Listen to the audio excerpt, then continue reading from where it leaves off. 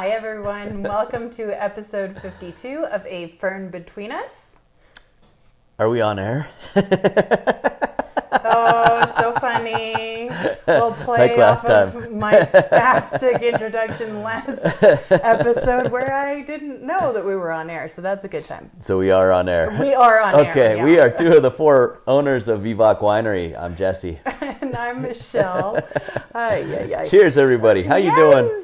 Yeah, so this is going to be a really fun show. It is centered around our wine club wines. So this is a brand new thing that we're doing. So all the wine club members, they get a newsletter written by the winemakers and has all kinds of fun tidbits and things in it.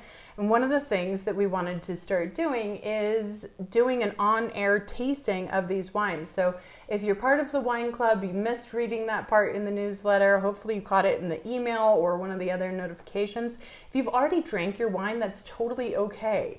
The next time you pick up a bottle, you can replay this episode and taste along with us, or, you know, whatever works out.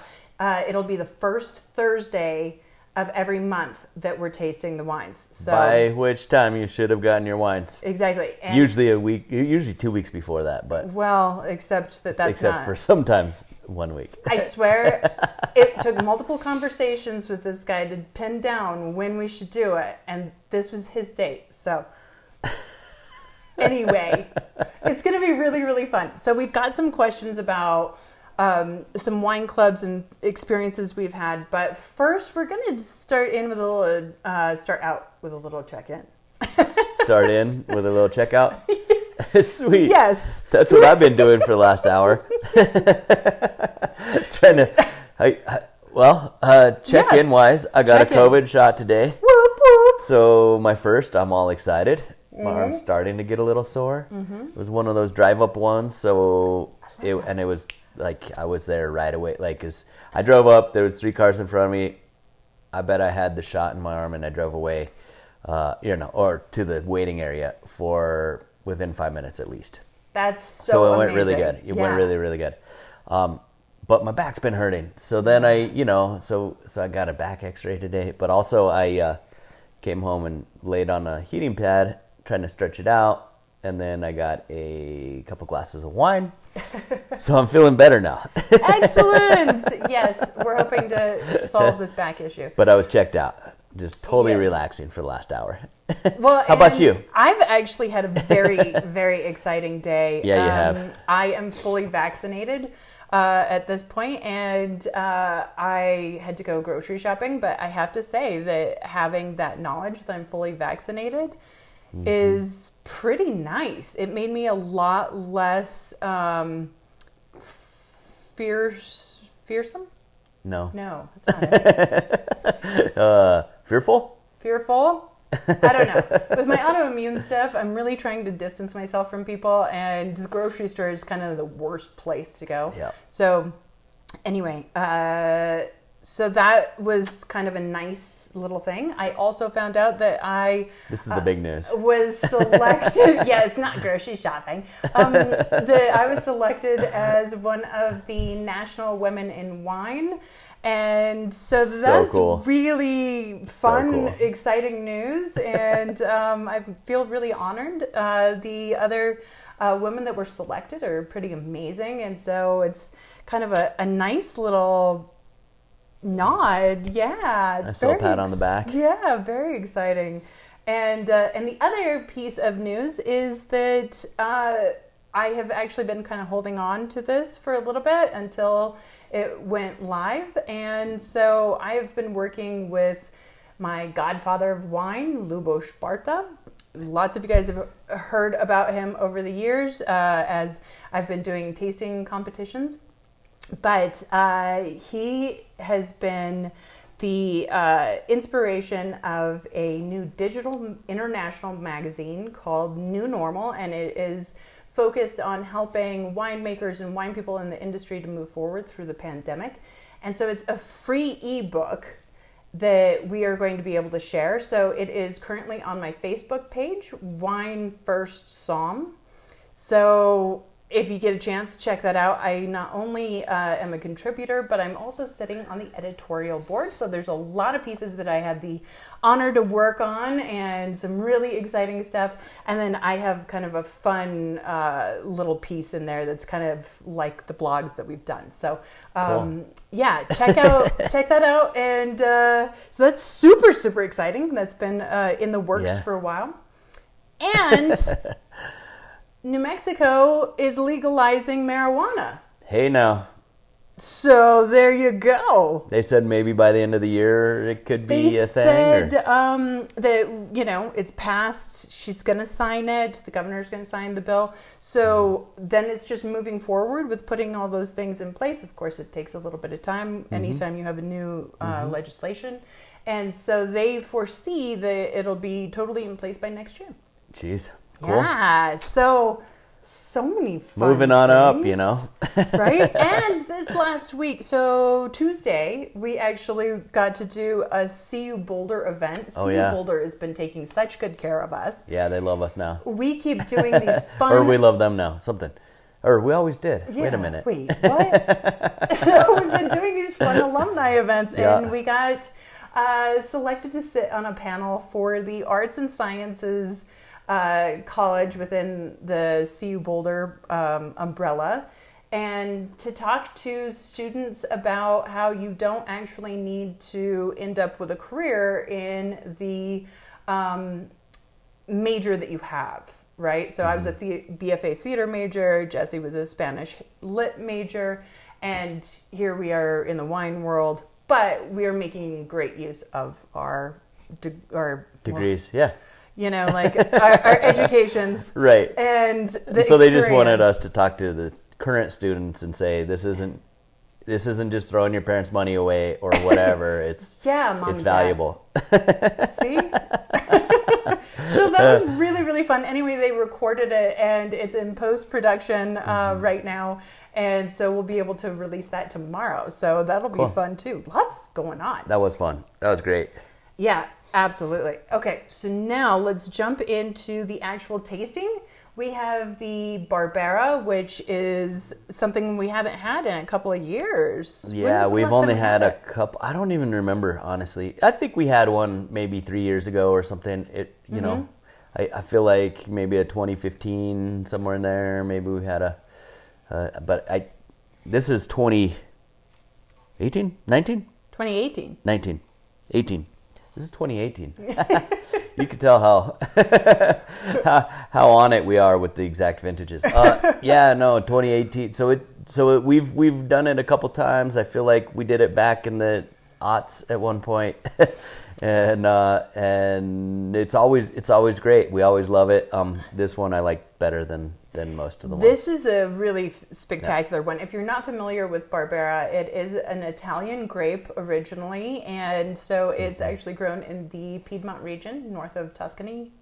Right, along with Dolcetto and Nebbiolo is their claim to fame. Yep, and so yet another excellent example of what Jesse and Chris can do with Italian varietals. And do you want to tell them about the very first time we sent Barbera out to the wine club? I don't remember. What were you thinking of? It's my favorite Barbera story. Oh, yeah, I do remember. So we were brand new. So think young.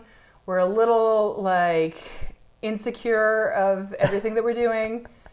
And I wrote the newsletter to the wine club, and I was like, this wine pairs great with prosciutto and what? Cured meats, such as prosciutto. Well, autocorrect in the early days, I wasn't looking at it close enough or whatever, and it autocorrected prosciutto to prostitute, and that went out to everybody, and none of us caught it, I guess, and Jesse died 1,000 deaths and was mortified that he had recommended the wine would go beautifully with prostitute, and that's right. Amazingly, most people just ignore it. They knew it was a typo, but amazingly, we did get somebody that wrote in, an older couple that, and I mean quite a bit older, and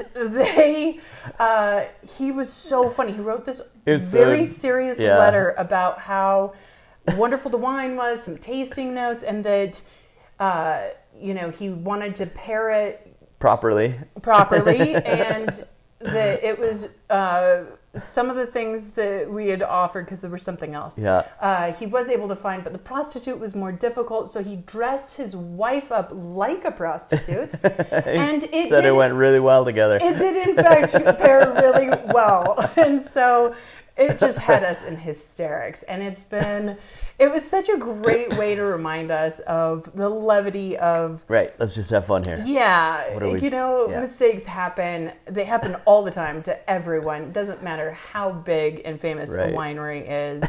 It's one of those things. But I love that somebody was playful enough to send that in to us. Yeah, that was cool.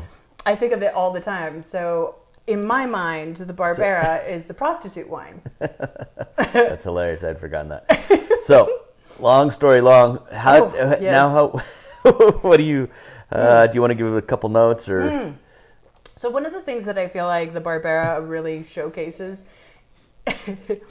is the cured meat aspect. I actually smell that in the wine. There is a smoke. Part of it, but it's not a heavy smoke. Yeah, it's not like it. No, sat in like char. It's part of the fruit, almost like it pairs with the smoke that's in the wood, but there's something in the fruitiness of Barbera specifically that really kind of takes it on and makes the smoke and wood its own. It's almost like smoked bacon. Yeah, very bacony. Yeah.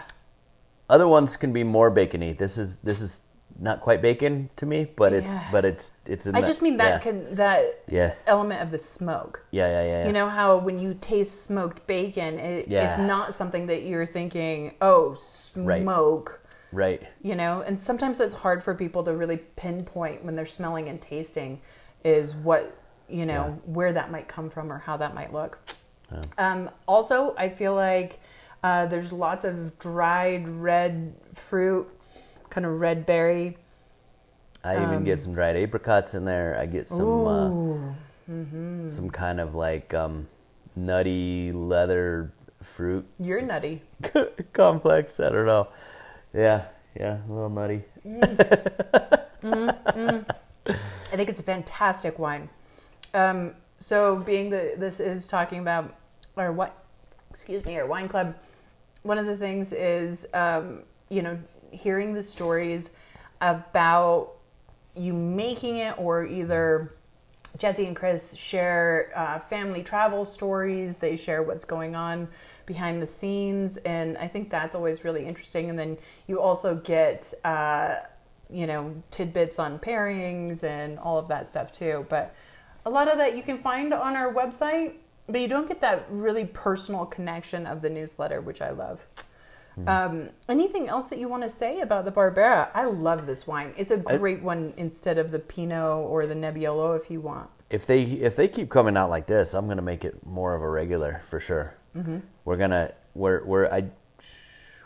gonna make another one this year, I believe. I'm not totally positive, but I believe so. So we'll see. It is really hard to keep track.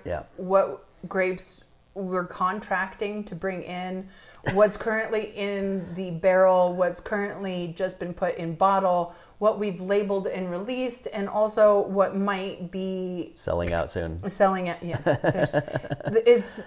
far more complicated than we're always dealing with like 5 vintages at once, and it's like which vintage are we on of the Barbera or the Petit? It's like I don't know.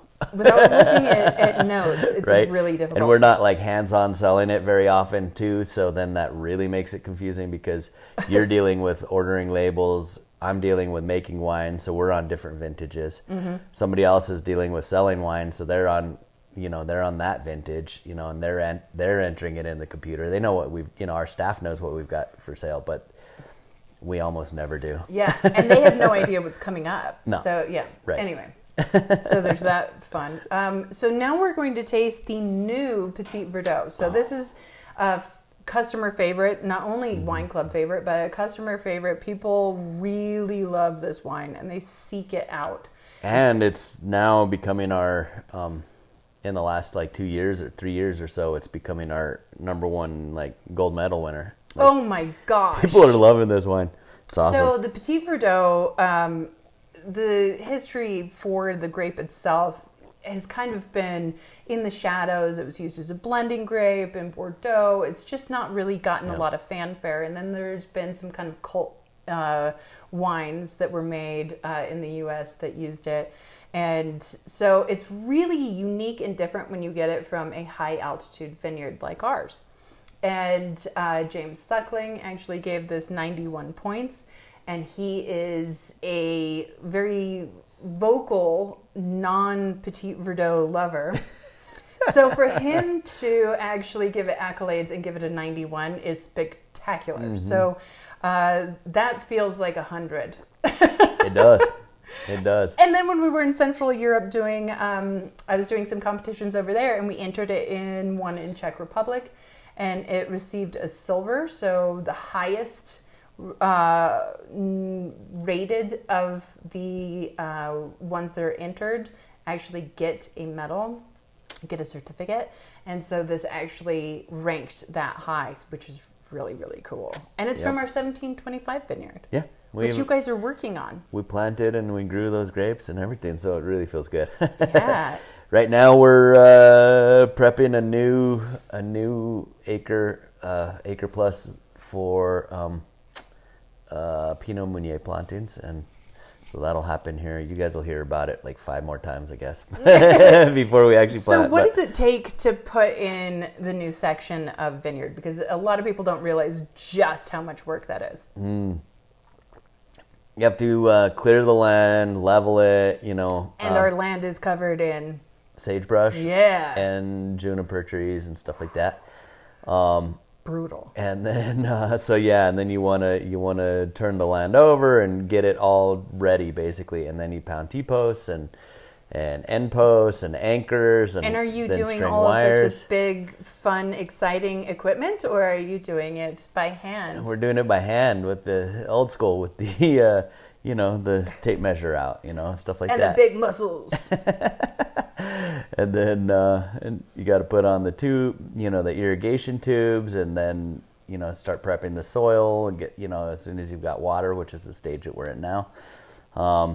And we're going to disc it under one more time now that all the weeds are coming out, weed seeds, and then we'll plant the cover crop. Then finally we'll plant the plants themselves, And what are the baby plants doing right now? Right now the baby plants are in the winery in these little grow tubes with heat from underneath, trying to get the roots to start growing. We're having a few little leaves come out, which is exciting on some of them. It'll be a big, tangled mess here pretty soon, I'm sure, as soon as they all start growing, because they're like 1 inch apart or something. And then in May we'll plant, mid-May we'll plant. So exciting. Weather dependent, of course. Yes, of course, right? The weather's doing all kinds of strange things these days. So yeah, you never know. Mm-hmm. All right, let's talk about the Petit Verdot. What do you taste? What do you smell? What do you think? Petit Verdot for me, this one, because it's from up here, is always going to have higher acidity. Mm-hmm. It's kind of in that kind of bricky flavor of Cabernet Merlot, like in general genre, I feel like. But it's got these like amazing violets and like this floral aspect. What do you mean? Can you talk about brick? In my mind, I categorize it as like the flavor of red wine, the flavor that you associate when you think red wine. Like, what are you associating? And it's pretty much like that Cabernet strong profile. Tannin.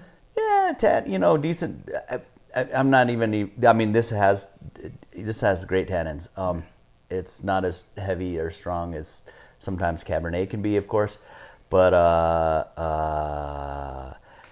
I put the fruit in like red fruits, inching into the raisined cranberries, kind of, that genre. And so that's how I go, like, put it in that kind of Cabernet camp in a way, just stylistically, but it has so much floral aspects that it really stands out compared to like all the other wines, and especially like it's like, I mean, it's pretty strong, and it's kind of, I mean, violets, right? It's 100% violets to me.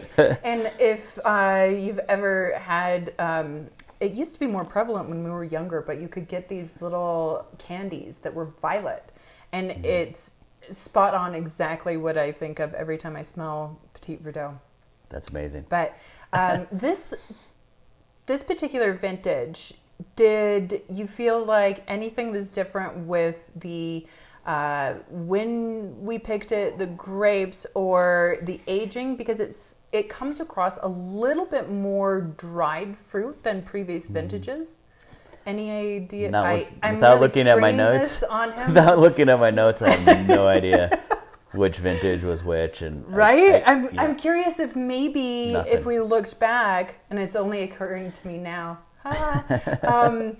that, you know, I wonder if we picked it a little later, or if there's, you know, is it a little bit older, or what's going on? But it's such a pretty wine. It's really, really reminiscent of a European wine to me. Mm-hmm. I like it. Yeah, I have no idea. Okay. Sorry, can't help you out. So hopefully that is fun for anybody that opened the wines with us. If you didn't, again, pick up a new bottle. Rewatch this. There you go. But for next month, send in your questions. Let's find out, you know, exactly what you want to hear about when we do the tasting for you guys. Exactly. We do have some more questions, and we do have some things to tell you about our wine club and why it's so great, because that's what this is about. What's your favorite thing about our wine club? Me? Yeah. Steady income. Hands down.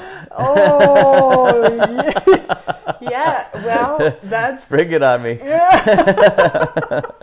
No, there is that. Thank you guys. Thank you so much. Seriously. We love all of our wine club members. They've seen us through some tough times. But even loyal customers have seasons that they'll tend to order and stuff like that. And with the wine club, on our end, it really helps getting a paycheck of some sort in January and February. Yes.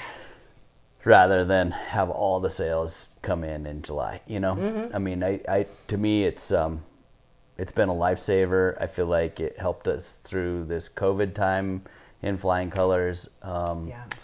So, I mean, having the loyal customers is just amazing to me. If I'm not talking about money, because you probably weren't looking for a money answer. I was not, but, you know, I mean, that's why we're live. I really like, for you guys, that you get to taste all kinds of wines that you normally wouldn't on a menu. You know, like if you're looking on a menu, you know Cabernet. Yeah, you know Cabernet is great. You know whatever it is, but so you're always going to be like, well, I'll definitely try your Cabernet. You know, anytime you go to a winery, well, I'll definitely taste the Cabernet at some point, and then you know, when they first ask you what you want, you know, like maybe this, maybe that, and you probably tend towards the same things. Like most people, like every time I go to a restaurant, if they have a breakfast burrito, I'm going to order it. And it doesn't matter if I've been there 1,000 times, I'm going to order their breakfast burrito again. And so it's nice to, it's like a pre-negotiated meal where the chef or somebody, you know, whoever it is going to serve you what they're going to, and you're just there for the experience. So that to me, I hope that's what this does with the wine club for wine drinkers as well. For, you know, at our place anyway, because we always send the new wines. We try to, you know, the more accessible wines like the Tempranillo and Sangiovese. Usually we don't send those out with the wine club. We try to steer towards all the more unique, the more obscure wines that we make. Smaller lot. And so hopefully, you know, you're trying a Barbera. Who knows if you would have tasted it at the winery, much less bought it. So now you get a whole evening with a Barbera next to you. You know, I like that. I hope that's what that gives people. Yeah, I like that a lot, and that is. I'm glad you brought that up too. That it's selections that Jesse and Chris pick. So what they think is drinking really nicely, they release that to the wine club, and then also when we're getting low on something, something's about to sell out, the wine club gets the first notification so that they can order more of that if they want. Of course, everybody loves discounts, so let's talk about that. You've got 25% off the day that you sign up. Mm-hmm. So whatever you want to purchase, and that includes logo items too on all of your discounts, which is kind of cool. And so 25% off is awesome. And so you can, load up. We also ship a full case, which is 12 bottles. We pay for the shipping, so that's amazing, if I do say so myself. And then as you move forward, it's 15% discount off of your wines every month, but also whatever else you buy. So if you call up and you want to send some wines to your friend, you get 15% off. If you just liked that selection for the month and you want more of it, 15% off. And then the longer you're in the club, the more you're purchasing, and it doesn't just mean your wine club monthly shipment. Anytime you order from us, anytime you pick up a bottle, that's being tallied. And when you hit 4 cases worth, which I think is incredibly easy to do, then it bumps you into the next level of so then membership. You go 20%, another 4 cases at 25%. Exactly. So then at 8 cases, you end up as a master wine club member. Yeah. So the incentives... So then it's every time you get 25% off or whatever. Exactly. And if you come visit us, you get a free glass of wine when you show up. You get friend passes. There's so many awesome things. So check out our website. Look at some of those things if you're even considering it. So now we've got some questions about what our experiences have been with wine clubs. The first one is, what wine clubs have you been a part of and what made you join them? You're probably best suited to answer that. I don't remember. I feel like this is like me just rambling on. Well, we haven't joined a whole lot of wine clubs personally because we've been opening a winery and we've been incredibly poor. We've been broke for 20 years, but... Yeah, but we have made our parents join a lot of wine clubs, and your parents have had a long history of joining wine clubs. That was a lot of the fun early on, was being introduced to wines that I had never experienced before. And I think that is one of the big things, like you were saying, wines that you haven't experienced before. Yeah, exactly. And there's also, because of the incentives, you get those discounts and you didn't even have to leave your home. So, I mean, I think that that's really nice. A lot of times people are comparing grocery shopping or the wine store versus paying for wine to be delivered to you. But usually there's an incentive with a wine club. Yeah. Now we've made our parents sign up for various clubs. Do you remember any of them that kind of you feel like you wish you could have joined had we had the money? Well, of course, Domaine Carneros would have been a good one to join. And both our parents were in that one. That was great. I don't remember, baby. I'm sorry. He promised me, he was like, I know I'm really out of it now, but I'm going to bring it for the show.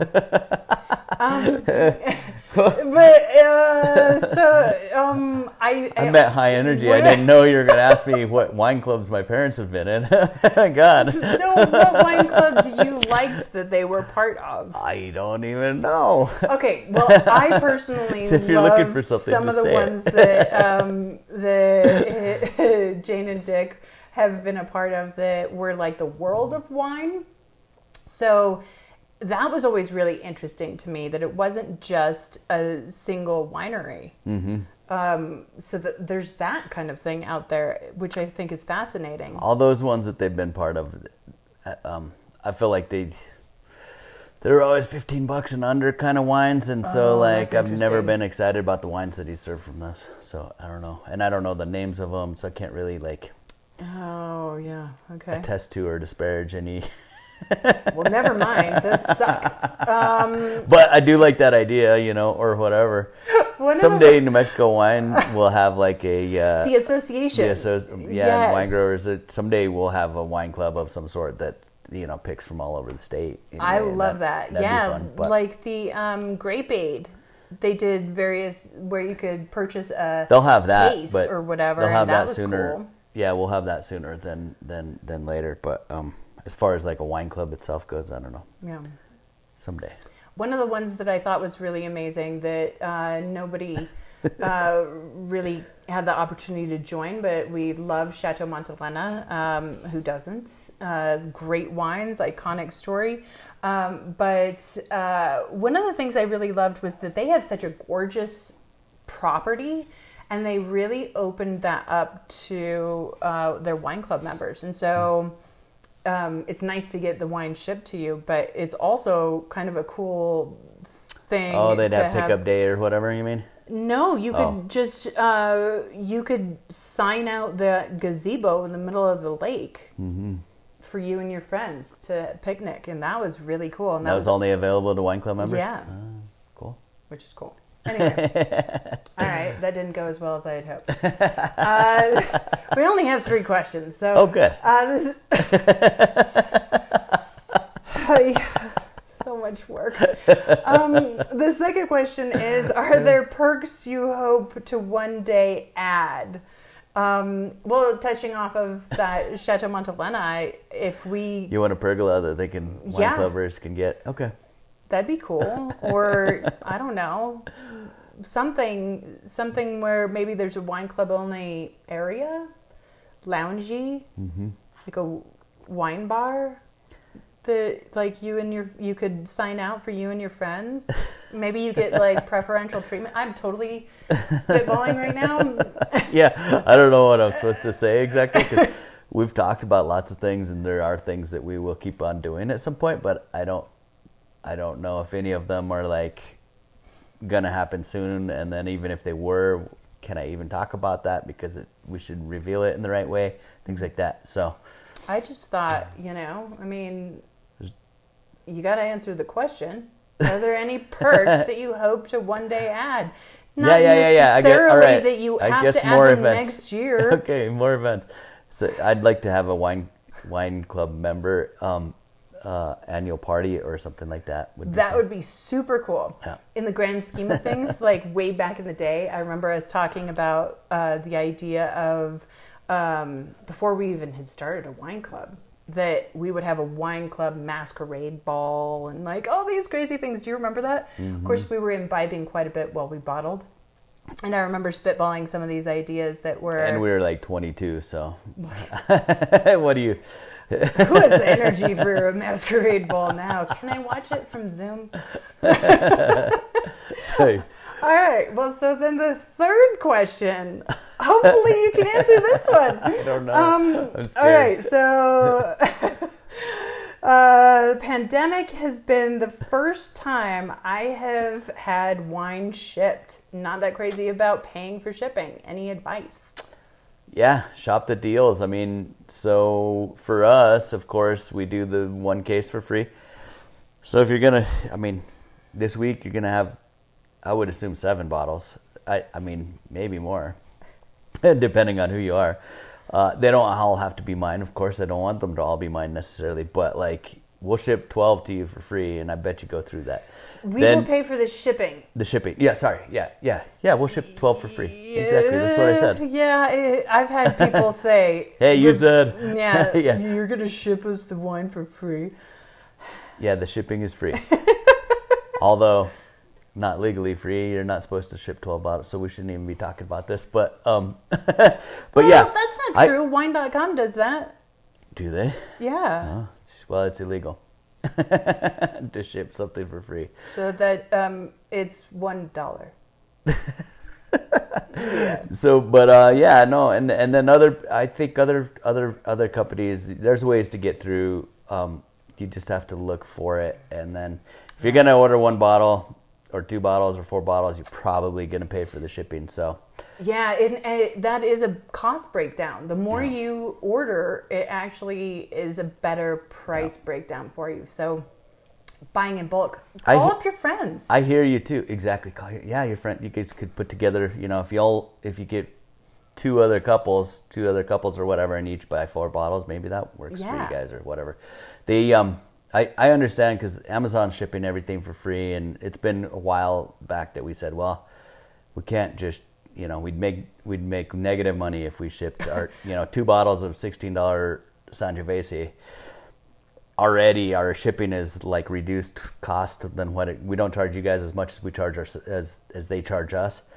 So we're already selling it at you know, and our margins are low on the low stuff, and so already we lose sometimes on the Sangiovese or something like that if we're shipping it to you. So like, yeah, we set that free shipping and up at a wine minimum. clubs. Exactly. And wine you clubs. know, then you get the discount. For us, you get the discount and the free Yep. shipping. So that's pretty awesome. Exactly.